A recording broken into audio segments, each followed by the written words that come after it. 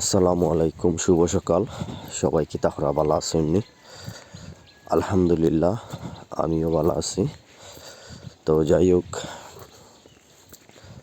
আজকে সকালবেলা মোটামুটি ঠান্ডা অনেকটাই বেশি আছে, কুয়াশাও পড়ছে। তো যেহেতু আজকে সম্ভবত পুষ মাসের 1 তারিখ, অগ্রহায়ণ মাস অলরেডি শেষ হয়ে গেছে, আজকে পুষ মাসের 1 তারিখ। তো ইনশাআল্লাহ অগ্রহায়ণ শেষ হইয়া পুষ মাস শুরু হয়েছে।